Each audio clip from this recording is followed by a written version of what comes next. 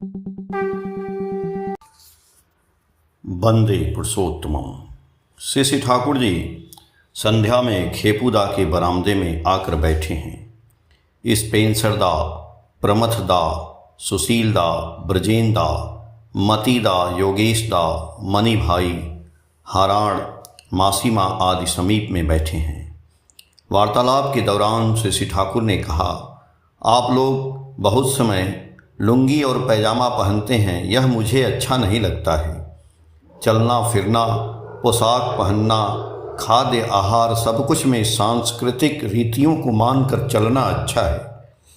मनुष्य उससे अपने वैशिष्ट संबंध में सचेत रहता है।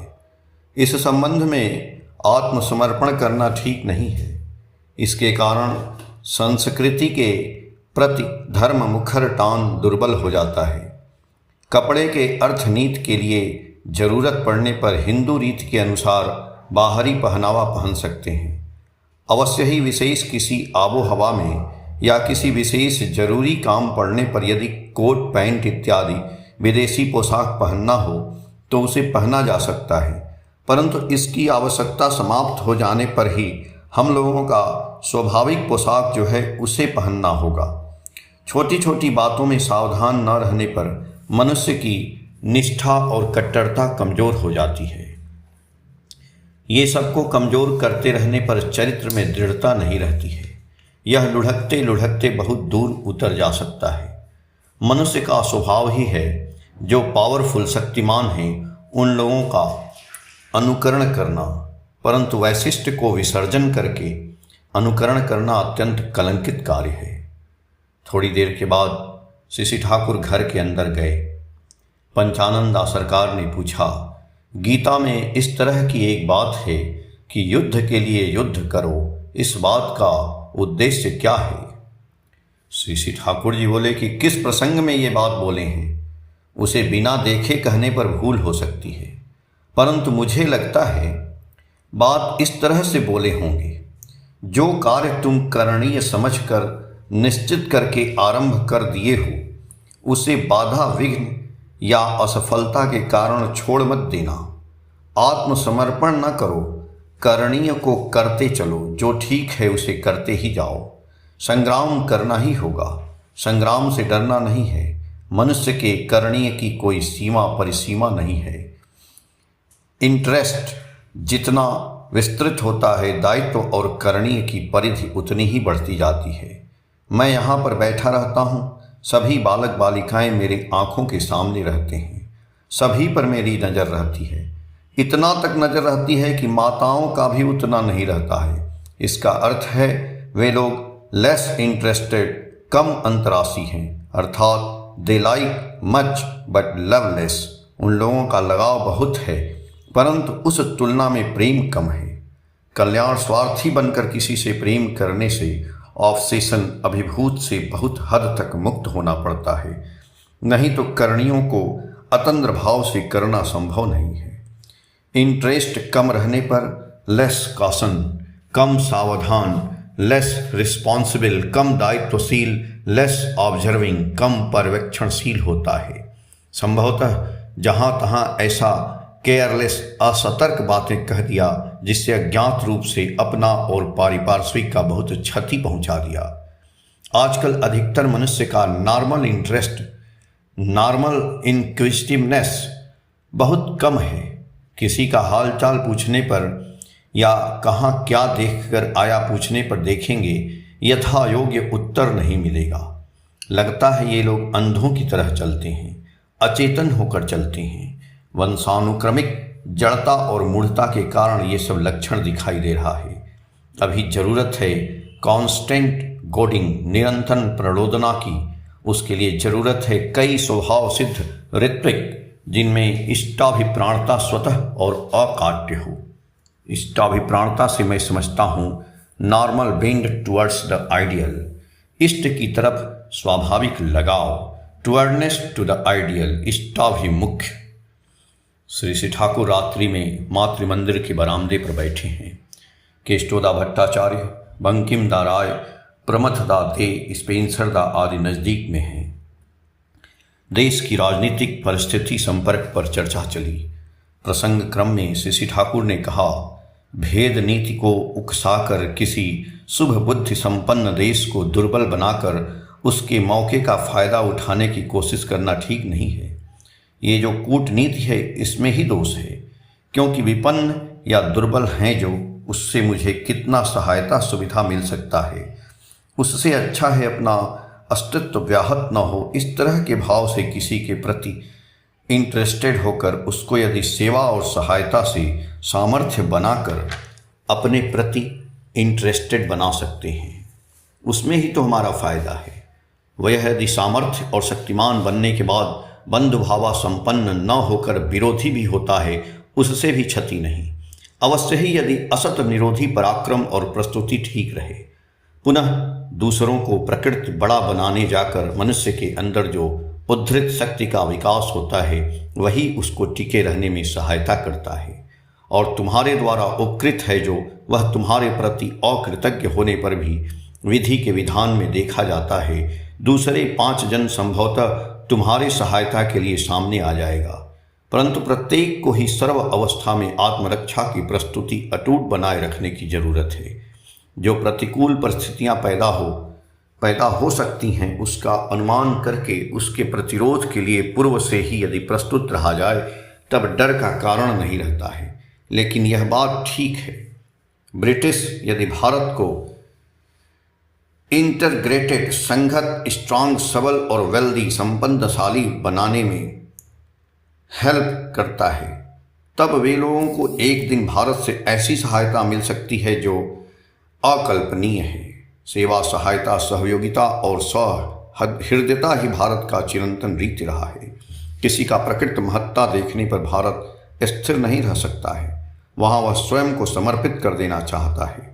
जापान और जर्मनी को दुर्बल बनाए रखना भी ब्रिटेन और अमेरिका के लिए ठीक नहीं है।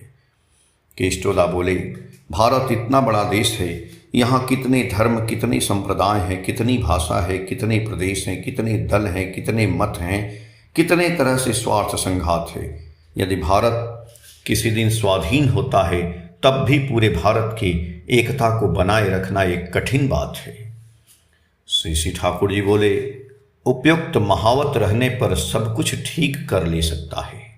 विभिन्न वैशिष्ट, वैचित्र और विभिन्नता जो है, उसमें से किसी की उपेक्षा करने की कोशिश करने पर नहीं होगा। सबका पालन पोषण करके उन सबों के बीच पारस्परिकता जिससे बढ़े, वही कोशिश करना होगा। सभी वैशिष्ट के पालक और पूरक किसी आदर्श के प्रति अनुगत्य संचारित कर देना होगा, तब प्रत्येक व्यक्ति प्रत्येक का होगा। हर एक प्रदेश को उपयुक्त स्वतंत्रता और स्वाधीनता देनी होगी। ऐसा करके भी सेंट्रल गवर्नमेंट, केंद्रीय सरकार को बहुत स्ट्रांग, शक्तिशाली बनाना होगा।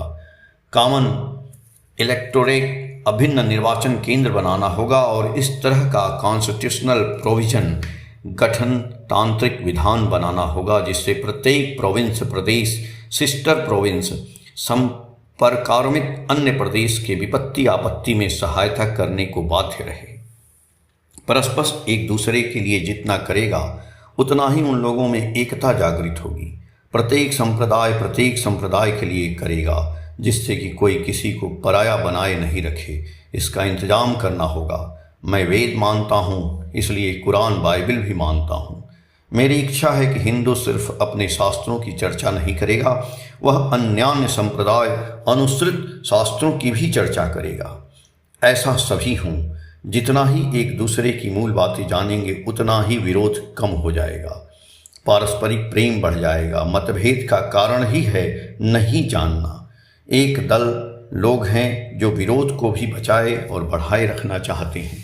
कानून बनाकर उन लोगों की ऐसी शैतानी बुद्धि के अवसर को बंद कर देना होगा। संगति संदीपी कोशिश को उत्साहित करना होगा। इसके चलते मिलन के नाम पर स्वधर्म निष्ठा और कृष्टि वैशिष्ट को विसर्जन देकर एकाकार करने की बुद्धि को प्रश्रय देने पर नहीं चलेगा। जीवनीय वैशिष्ट के साथ बचने में सहायता करेंगे। हम लोगों का मोटो नीति होगा अपने बचना और इसके साथ ही साथ दूसरों को भी बचाना। इसमें विरोध और मतभेद का अवसर कहाँ है। प्रफुल्लदा बोले कि पशु जगत में हम लोग देखते हैं मार कर बचते हैं, सर्वत्र तो ऐसा ही कोशिश है, मनुष्य के समय क्यों दूसरी तरह से होगा। श्री श्री ठाकुर जी बोले, ऐसा तो है ही, इसलिए अनेक श्रेणी विनष्ट हो गए हैं। वे सब निश्चिह्न न होने पर उनका अवदान हो सकता है। अन्य जीव और मनुष्य जो आज जीवित हैं, उन लोगों का जीवन और भी ज़्यादा समृद्ध होता। इसलिए मार कर बचने के लिए अपने ही जीवनीय लावाजमा की आपूर्ति समाप्त होती जाती है। धीरे धीरे दुख और दुर्बलता आक्रमण करता है।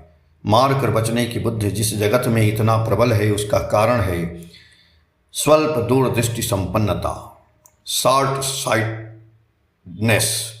अधिकतर पशु हिंसा बुद्धि से अभिभूत रहते हैं, इसलिए उन लोगों से बहुत ज़्यादा आशा नहीं की जा सकती है। परंतु इससे ऊपर उठना ही तो है मनुष्यत्व, और मनुष्य यदि एबनॉर्मल एनिमोसिटी और स्वाभाविक हिंसा से ऊपर उठता है, उसका प्रभाव पशु जगत पर भी फैल जाता है। देखते नहीं हैं, जिस स्थान पर मनुष्य मछली से हिंसा नहीं करता है, वहाँ की मछलियाँ नज़दीक आकर कितना सहज भाव से निसंकोच घूमती रहती हैं। स्पेंसर दा बोले, हम लोग अमेरिकन की ओर से जर्मनी और अन्य देशों के साथ यथेष्ट सद्व्यवहार करके देखे हैं, परंतु अधिकतर क्षेत्रों में परिणाम उल्टा मिला है। श्री श्री ठाकुर जी बोले कि सिर्फ महान और उदारता और सहायक की भूमिका निभाने से ही मनुष्य का हृदय जय नहीं किया जा सकता है। मनुष्य के साथ प्रीति और श्रद्धा सहित घनिष्ठता से मिलना चाहिए। उन लोगों से पूर्ण रूप से परिचित होना चाहिए। वास्तव भाव से उन लोगों की उन्नति के लिए कोशिश करनी चाहिए, और यह कृतज्ञता के बंधन से आबद्ध करने के लिए नहीं, बल्कि उसके स्वार्थ में स्वार्थान्वित होकर उसके मंगल को मुख्य मानकर उसके माध्यम से अपना मंगल सुप्रतिष्ठित करना चाहिए। और इसके साथ जरूरत है फुलफिलिंग प्रिंसिपल, पूर्यमान आदर्श के संबंध में याजन, जिससे कोई एंटी विरोधी नहीं बन पाए, बल्कि अपना बन जाए। रुपया देकर दोस्ती नहीं होती, दोस्ती होती है हृदय देकर। जो प्रकृत दोस्त बन जाते हैं, उस दोस्त के लिए अपने रुपए खर्च करने पर पश्चाताप नहीं होता। तुम्हारे माध्यम से जितने दिनों तक स्वार्थ प्रत्याशा पूरी होगी, उतने दिनों तक वह तुम्हारा दोस्त बना रहेगा। ऐसा न होने पर मुंह मोड़ लेगा। ऐसा नहीं होता है। मनुष्य के मन प्राण पर प्रेम का अधिकार प्राप्त करने के लिए मन प्राण से प्रेम करना होगा। उसके लिए वास्तव रूप से खर्च करना होगा, सेवा और संवर्धना के माध्यम से। एक माँ ने कहा, बाबा, मैं अपने भाई की शादी में मायका गई थी। वहाँ मेरे लड़के को छिपाकर चाची ने मछली खिला दी। उसके बाद से उसका पेट खराब हो गया है, अभी तक ठीक नहीं हो रहा है।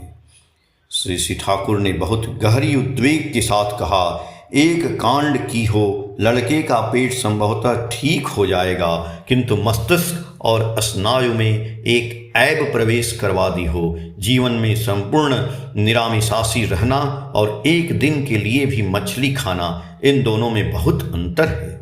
शरीर मन के अंदर एक एडवर्स फैक्टर, प्रतिकूल उपादान का अनुप्रवेश हो गया, जिसका प्रभाव सूक्ष्म से सूक्ष्मतर होने पर भी पूरे जीवन में प्रवाहित होते रहेगी। जय गुरु।